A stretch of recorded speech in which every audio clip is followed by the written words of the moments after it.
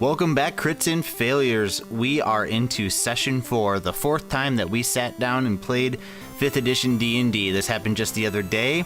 We're transitioning, we're keeping the episodes, the webisodes, the podcasts pretty close to caught up with us as we roll into the new live stream.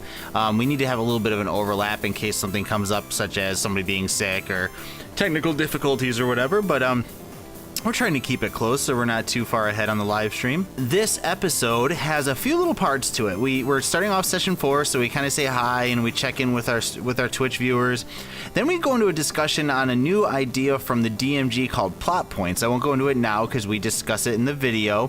We decided to hold off on it, but it's a fun little thing to think about that I think we're going to implement soon. And so stay tuned as far as that goes, TBD. Matt lets us in a little bit more into Thordin's brain as we warm up and get going. Then they begin the exploration of this big tower leading up into the heart of the mountain as they try to escape this hellhole they've been stuck in for so long. It's going to be quite some time, though, before they're out of here, just between you and me. Anyway, so we hope you enjoy it. This episode is brought to you by Mats Mats. Mats Mats are the acrylic 1-inch grid system that we make ourselves. We forge them in Thordin's garage with the best gnomish craftsmen and the best materials that humies can find, and we make them awesome. And in all seriousness, they're super freaking cool. We're starting to sell a few of them, and people have been really liking them, and we think you will too, so please check it out. We use them in our episodes, especially starting now in the next few episodes. You'll really see us just flying through them as we rotate them as we start. Well, you'll see. So please, if you're interested, go to our site, criticalfail.com. That's critical with a 1 instead of an L, fail.com. And as always, please share, favorite, like, subscribe, follow us on whatever format you're checking this out on. We really appreciate it. We really need it, and we want to keep growing, and we hope that you want to grow with us. So the time has come for Critical Fail, episode 23, The Tower Part 1.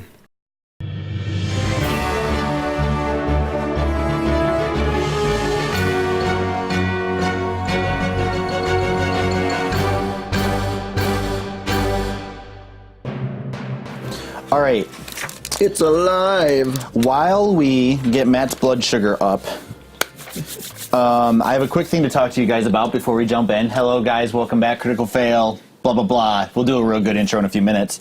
And I'm gonna rest assured that Basemaster is watching on his Xbox again, and that's why he's not in our chat. Well, that's gonna make me happy. I have the feeling that Basemaster is always watching. He's always present. He's always there. Viper's Planet's been, if I'm correct, he's been all over the interwebs for us, just talking awesome. us up and stuff. It's been awesome. And thank you for the help today. OBS, I stream with my main gaming PC is the issue, so I move it down to the basement, what ends up being almost every other week, and it never gets set up the same way, just because I'm an idiot. So every time I set this up, I do it the night before. I was up to like 3 last night. It's never the same. So I'm always adjusting everything. And this time the audio just wasn't going. And we've got a really nice board, and it was recognized in Windows, and then we had to restart Windows. So anyways, it's a big ugly thing, and now it's fixed. So go ahead, DM. So no, it's good. So on that note, at like 2 in the morning, I was still reading up on various things that I want to do and looking up cool things in the new Dungeon Master's Guide, which is very cool and very fun. And right before I went to sleep, of course, I found something super exciting that I think I might want to implement today if you guys are game. It's pretty dramatic, actually. So it's called Plot Points. And I'm just going to read it and then there's 3 ways to implement it. Plot points allow players to change the course of the campaign, introduce plot complications, alter the world, and even assume the role of the DM. If your first reaction to reading this optional rule is to worry that your players might abuse it, this is probably not for you.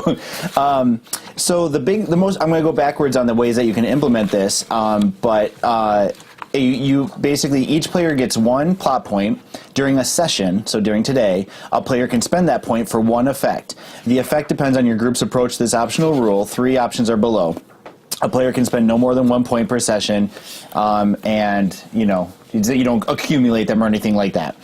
The third one, which is the one we're not doing, is called Option 3, The Gods Must Be Crazy. And it's like, with this approach, there is no permanent DM. Everyone makes a character, and then as you guys hand off the DM things, you basically spend your point to become the DM and take over for a while, and then my player jumps in or whatever, and your player becomes an NPC.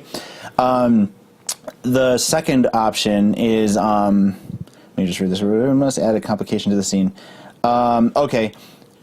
The way I want to do it is option one, which is what a twist. It's simply a player who spends the plot point gets to add some element to the setting or situation that the group, including myself as a DM, must accept as true. For example, a player can spend a plot point and state that his or her character has found a secret door, an NPC appears, or a monster turns out to be a long-lost ally polymorphed into a horrid beast.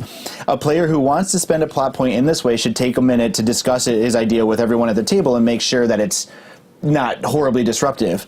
And then the kind of caveat to that one, if you want, is whenever a player spends a plot point, the player to his or her right must add a complication to the scene.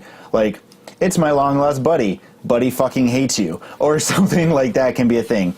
I would love to hear your guys' initial thoughts on this. And it doesn't have to be, it's only as disruptive or not disruptive as you guys say, but I kind of like it. It gives you guys a little bit more ownership and a little bit more part in that, you know what I mean? Like Matt, if you were frustrated during the cartoon thing, you could have said, that Ula speaks to you and says, what you are seeing is not real. It could have been that. I would have spent my point to do that. Yeah. And of course we would all, trust each other to do it in furthering of the story. But I think that it's a fun point. I still would have rolled her out on the ground. Yeah, of course. No, and that's totally fine. I kind of feel like that's something that is a later on. Okay. I'd like to sit down and have a bigger discussion or read it myself and really kind of digest it. Okay. To answer Bloopers Master, our DM has created a scenario for us, which is in 5th edition. So if you're curious what edition it is 5th edition, but it is a custom-built story that he has come up with. Yeah, it's completely made up. Yep. And I'll do a quick sum up when we get to the story part here in a second. Mm-hmm. Okay, so with Matt's reticence to jump into it right away, which I totally understand, I will say that Jake or Nick or Matt, if you guys have a moment where you're like, I just have this, I want to try it. Well, we'll talk about it. Okay, like at that moment, and give it a test. So my input on that is, you think I'm way more creative than I actually am. let me put it this way. And one of the most, I actually posted one of our video episodes on Reddit, and when I did, instead of just saying, "Hey guys, here's the thing," and then everybody's saying, "Stop, spamming us," I wrote a little article about how not to railroad your characters and how to never waste time. And if you'll notice, what I'll do is I say to you guys, where are you going next? At the end of the session or even partway through something, like, what do you think you're going to do? And it's a normal question, but just that lets me know that you guys aren't going to immediately say, you know what, screw it. I'm throwing down my Warhammer and taking up a life of peace. And then, or if you guys say we're going to go look for some jobs, I can create jobs. One thing, so along the line of railroading, is it gives you guys just that little bit of inspiration or creativity that you guys can be part of the story too, because you guys are part of the story development as it goes. So I'll say where I like it is the situations where I know something my character doesn't. Sure. And it bothers me to role play, like specifically that cartoon scene. Sure. Where I was trying to role play something I knew was fake and almost out of character for what I think my guy would have done. Sure. And that's it exactly. And it's like this, any one of those things. It's I think, So let's just keep. Okay, we're just going to keep it in mind. I can give you an example because I've actually played a couple of games that had similar aspects like that. One of them. Oh, we just murdered Jake. Goodness. Yeah. One of them, we were doing an escort mission for an NPC and had fallen off of this cliff. Well, everybody had taken major damage, if not gone to 0 from falling off. Right. And my character's mindset was to protect the person at all costs. Right.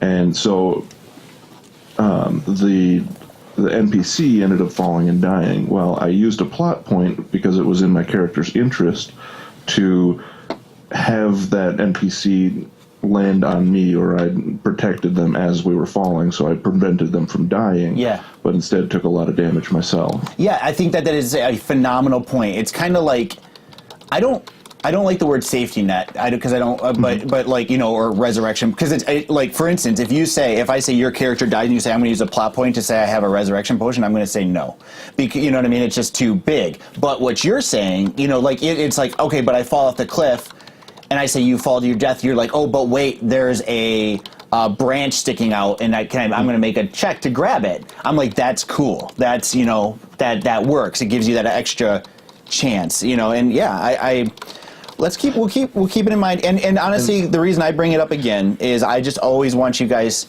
I think all four of us are doing really well, but I always want you guys to feel like you're not just railroaded along if you don't want to be. Like, not that there's anything wrong with going along with the story. So, and yeah.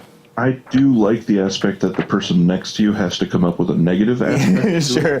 Right. Which is pretty amazing, because that it really helps keep things on your toes. Yeah, it's like there's a branch sticking out from the side, except it's poisonous with thorns. Right. and so go ahead and grab it. It's a herpes bush. Oh, jeez. Wow. Those do not come out of cliffs. Those are in different areas. That's where you took that? Yep, I did. All right, so on that note. Did you catch the second level of where herpes bush worked? Yeah. Oh, it's everywhere. Yeah. It's everywhere. Yeah. Listen, when you're on an adventure and you get lonely. All right, guys. So we're good. We're rolling. Everybody can hear us. And for the first time ever, I'm so excited. We have Jake. Yeah. Actually visible in the room. I'm not just an internet meme. He's actually a person happening. So, let's get going. As I remember, I am very distraught over the DM's decision to wreck my shield. gear. Your my shield and my hammer. Yeah, my beloved hammer.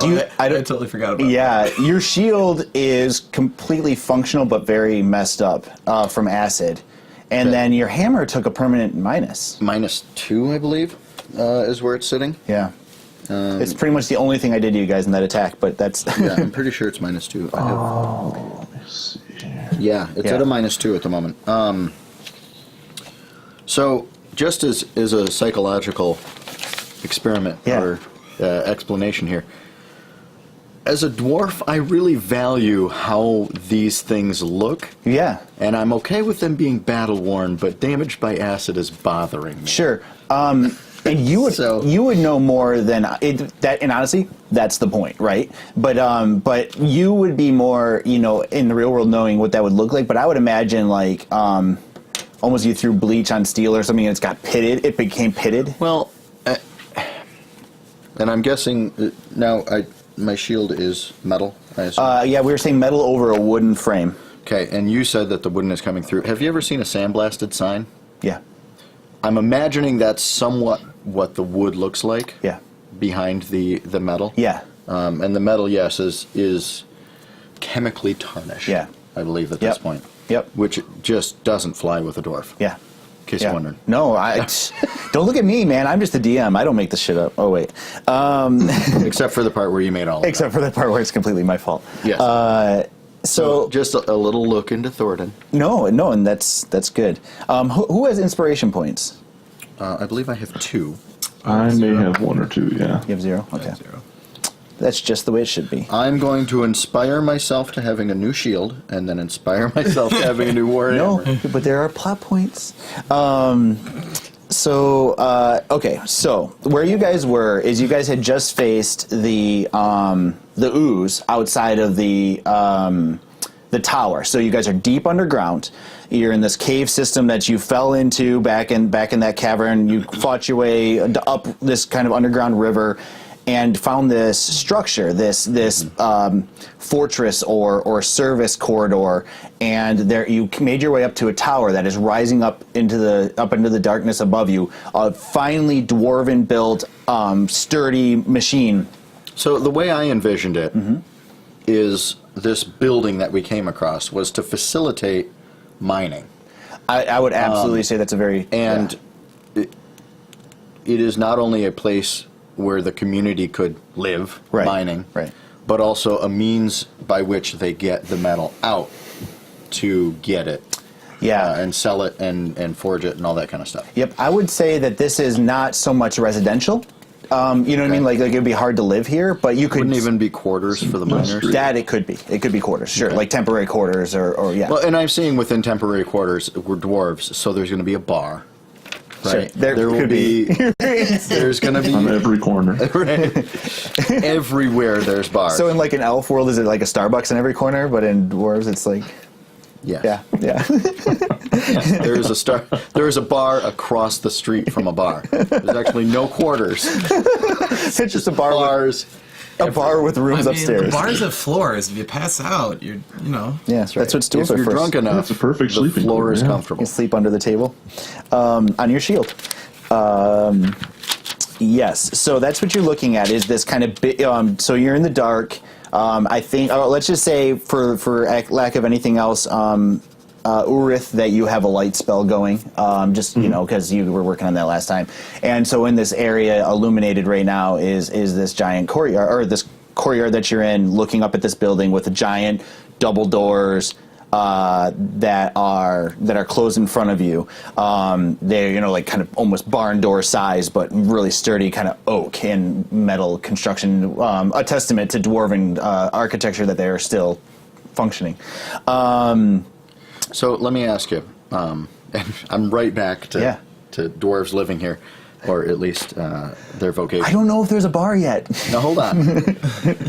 Is it logical in my dwarven brain to think there's going to be miners mining, bringing it back, and then within this structure there's going to be blacksmiths smelting and working and building to export? Or is that more on the surface? Well, okay, so I'm struggling with that because I know the answer to that. The general thought is 1,000% on track. Now, I'm not asking if it's true here. Yeah. I'm saying in my dwarven brain, Think about it. do I believe this to be possible or absolutely yes, the case? Yes, it's very possible. Okay. Yep. It is. So I am on the lookout for that. Cool. Okay. It's a dwarven facility. A facility. Yeah, of some absolutely. I love it. At least maybe like a Brillo pad I can scrub up my shield a little bit. Something. So for no reason in particular, everybody roll initiative. All right. So we just killed the ooze thing. And But now you guys will be able to rest and whatever. Who's hurting? I don't think anybody's hurting because I don't think anybody took damage. I don't think on that anybody one. took damage. freaking hurt anybody with that stupid ooze. Yeah, I held it off pretty well with my shield, I have to say. Unfortunately. Right. Well, the shield protected the meat. Come on, Ranger. Is that a 6? It's a 6. Wait, or is that a 9? Whoa. It's a 6. That's a 6. So Yeah, you you're got missing 19. dots. I think there's a line underneath that. Yeah, there used to be at least. That's a weird. Did you say that? 15. Initiative. Yeah. Initiative, what are we at? What is... Right. 16. Okay, 16. I 7. got a... No. Oh, 11. 11. 16. Wow. I got a 19. 19. My brain So- is not working today. The dwarf reacted faster than the ranger. Is that because I'm out front? Just curious. Seems to be marching order usually. You know. That is marching order, yeah. The ranger was thinking of a sandwich. It's me, Distracted. the hitter. Then we got the singer. And then we got Frilly. Urith beat you. Pulling up the rear. Urith got a 19. Oh, did he? Yeah, he got a 19, so he's technically out front. He's out front. But you guys can... So the least observant of the group is going first. And you guys can absolutely hold actions and stuff to change this, but for maniacal DM reasons, I have you guys in initiative probably the whole session today. That's fine. So, everybody's healthy? Is everybody rested up, full rest or whatever? Or does anybody have spells expended? You probably do, Matt. I've only got one Yes, I've expended. expended 2 of my 3 spell slots, so I get 1 more. Because I was bashing my Divine Smite. Yeah. Yeah, kill that and it thing. was ripping it apart. It was. I expelled 2 Divine Smites Okay. to F it in the A. So you're down more than that. And then, Jake, are you down spells? I'm down 1. Okay, so if you guys want to I'm down 1 as well. take a short rest, you guys can each get 1 back. Okay. Okay? How long is a short rest? An hour. Okay. While staying nobody- conscious. And I'm not going to kill you during that hour. If you want to take a longer rest, then we'll talk. It's a rest. Nobody it's not was a nap. injured, right? No one's injured because I roll awful. You roll awful, and I'm. Today's motto is, other ways the DM can kill you. So I've expended 1 spell slot instead of 3. Okay, guys, so here we are, down standing outside this thing. As far as I know, the only light source, is because you humans have to keep an eye on that, is the light spell on Jake's rapier, on Urith's rapier. It's not on his codpiece. It's wherever he wants it to be. We're not in town yet. So Okay. That goes without saying. I also would like. Urith walks into a brothel. I would also like to paint this picture too. That in one of the previous sessions, when you guys were on that rock before you went across the bodies, Urith woke up and shaved and kind of made himself look presentable. But neither of you guys have done such a thing, and you've been rolling in gunk. So even though Urith's been through a lot, I like to imagine that Urith is still looking fairly presentable and like as dignified as one can be. And these two just look like hamburger. Urith is actually watching where he steps, not for traps, Right. but just so he doesn't get goo on his shoes. And the toilet paper that sticks to your heel kind of joke? I imagine that Liam has like an intestine from the thing just like dragging along, stuck to his boot. Well, I did clean him up. Did you? I cleaned both of them up with Okay. the prestidigitation because it does that. There's only so much magic can do, though. Well, and I feel like after having fought the acidic slime, I would have had to been cleaned off somewhat. That's right. Yeah. Your shield is Even if it didn't free. damage me, No. I shouldn't leave it on my clothes for long. Okay, good. Well, then you guys are all as handsome as can be expected. Oh no, he didn't clean like dirt off my face, just goo. Well, dirt, that's dwarven sweat is dirt.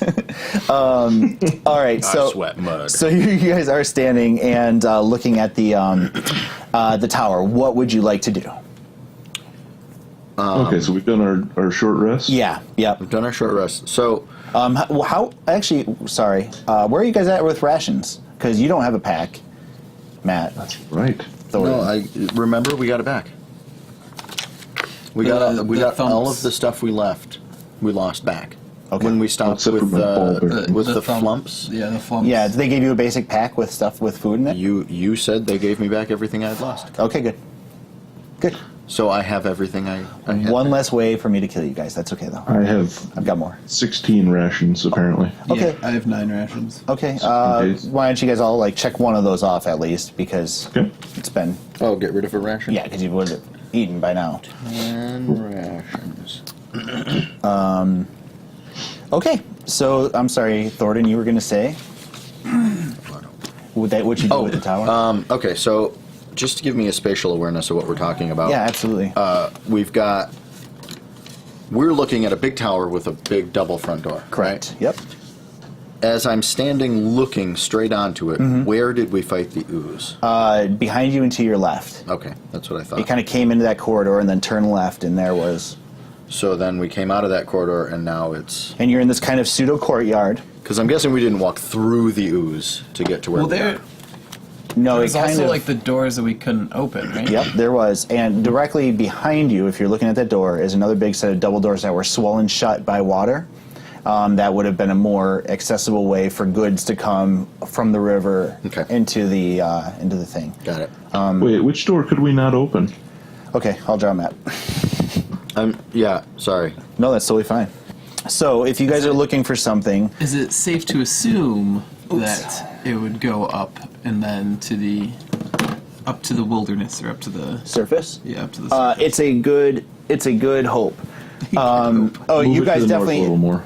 You guys definitely have to go up to get out. That, you think? Or was it... There we go. That's fine for now. Okay. So we fought here-ish? You fought right here because it never got past you. This was the corridor that you set up a barrier with your shield and it never got past you. Right, And it okay. had filled up this area and then swollen all together and attacked you. You were warned about another monster in the area, but you guys have thusly kept its attention from attacking you. So now that it's dead, is it kind of dissipating and no longer a Yeah, I'm just going to say it kind of became a splotch here that started to soak into the ground. Because you ripped it apart with So we radiant can energy and you kinda were... get around it. Absolutely, yeah. So, just because it's my brain, how did the acid not break through that door? Which door? This one that it was up against. It never tried. The water that's up against it is the flooded river on the other side. Oh, okay. Okay. I have answers for everything. Excellent. Those are the water swollen doors. These are the water swollen doors, and you know because you had hooked around that right there is the river that had then been stopped up and kind of swollen up there, overflowed a bit, and it's just all jacked up down there, and they're swollen. I mean, you guys could spend some time. Yeah, thanks. You guys could spend some time trying to open them if you want to, but you know that on the other side is the place you just came from. It would only facilitate an escape route. Right. Okay. Which we have. Principle of the thing. Yep. So that's what's Open going on doors. there. And then the double doors into the building are up here. Okay. And that's where you guys are standing, is kind of looking at this big building. And it's just brick all the way up. Yeah, it's stone, like gigantic foundational stone. Okay. Fellas? I can't see anything as it's dark and dreary other than what the light from the rapier is projecting. You can actually see in the dark. I do have dark vision, yes. So who's good at looking out for traps? Ranger. Ranger danger. Traps? What? Is that a thing? I don't. Okay, well, I guess a good question for that would be, what's everyone's passive perception? -1. You don't have a passive perception of -1. I like my shoots. You're 13. 5. Passive perception. Passive perception. 13. Yeah, so it's right below charisma. The number in that box right below charisma. Okay, so Maybe 12. I'm actually at 14 now. So you're at... My wisdom is 8. Okay, so you're the most perceptive passively. Why don't you What? look for traps? Nick is the most... Oh, Nick is. Okay, I was going to say. No, not you. I'm sorry. Jake, it's not you. And I'm pretty sure for the rest of this campaign it'll never be you. Yeah, yeah. So you guys are putting him up front? Well, I would like for... I guess the two of us... I've got a 12, you've got a 13. It's not like it's... And there's nothing that says that you guys can't double team this, that you guys can't both walk. I mean, it's not like you're in a 3-foot wide corridor. Liam Thordin double team? Yeah. Anymore. Anymore. Okay, well, I guess... Would you guys like to both go up to the doors and check for traps? yeah, we might as well inspect the doors. Sure. Dwarves are not known for, laying traps like this, but it's absolutely, that doesn't mean that something else didn't, or the DM or Well, whatever. and something other than a dwarf may have occupied it more recently. Exactly. All right, news. so go ahead and go up there and make a perception check. 20. That's better. I have to find my die. I put it away. Why would you do that? I know. 20. 20. Okay. Nick, you are feeling exhausted. Read this. You're level 1. So, you guys go up to the doors and you're kind of checking them out, and they're like most dwarven stuff. They're rudimentary and basic, but yet still, there was effort there to make them not plain. And as far as you can tell, there isn't even a locking mechanism on this door. It is simply served some sort of more mechanical feature. And you look, and there's no wires or things or whatever that you can see popping out at you. Is it a latch door, or does it simply stay closed from the weight? It stays closed from the weight, and it's got 2 giant rings, one on each door, and you can just kind of pull them. They're dwarf height. So why They am pull I, it, not push. They pull. Okay. why am I exhausted? I don't know. What's your problem? I don't know. The DM is cheating. Yep. So Liam,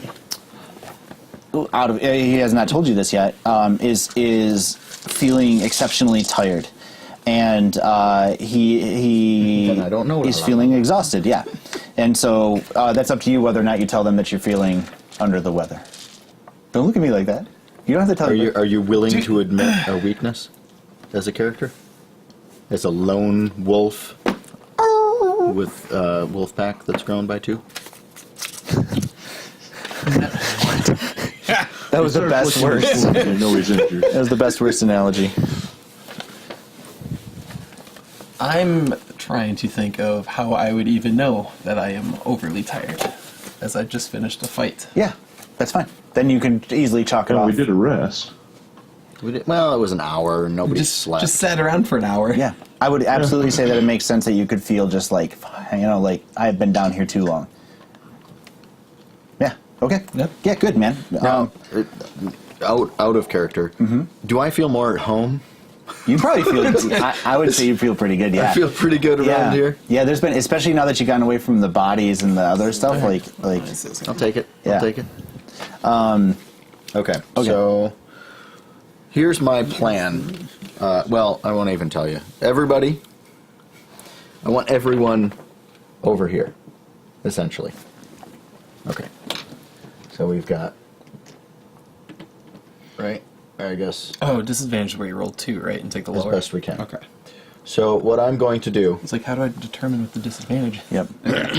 is I'm going to take my somewhat sullied hammer, Yeah. hook it in the ring, Gotcha. and then walk the door back with me. So swing it out this way Yep. and end up in this square with the door here. I love it. Perfect.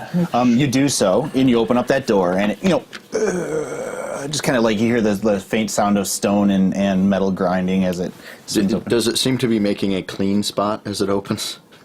Is there rubble that was obviously, has it been opened recently? I guess? Good question. No, it has not been opened recently. Okay, great. Yep, and I like that better. yeah, and but it opens fine and with no resistance really, other than just being a heavy door. You open it up. You look around inside and whatever. Well, I give it a second. Okay. To hear, see, perceive. Yep. anything. Yeah, we'll still keep using your same perception. Nothing happens. Nothing catches your attention. Okay. I like it. So far, code. Yep. One thing you notice is that on the inside of the door there is, in fact, a couple metal brackets that would hold like a board that would restrain the door from being open. So it can be barricaded. yeah, and so and this kind of design would be barricading from things on the outside coming in, just because like the frame would hold it from being bashed in. And So the it's on board- lockdown. Yeah, if it could have been, yeah, but Okay. it has not been chosen to be. So I absolutely, after I give it a second, and I check to see, does there seem to be a heavy breeze coming out of this? Like, is it kicking up dust? Nope. There's no pressure differential. Nope, no pressure Okay. differential. No, Yeah. no spores. I walk around, I walk around and kind of peek in. Okay.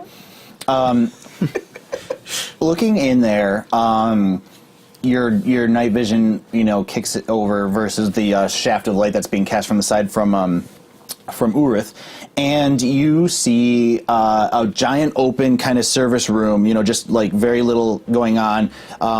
What you can see on the walls is incredibly reinforced. This is like the bottom of a big tower. You would just know that as a dwarf. It's braced for weight. Braced for weight, and you see piles of treasure. Oh, I'm sorry. One last thing. A set of horseshoes with runes on them. Yes. They are dwarven runes, and they imbue speed. Can I put them on my shoes? You can try. Do you want to try? Do you want to try? Kind of.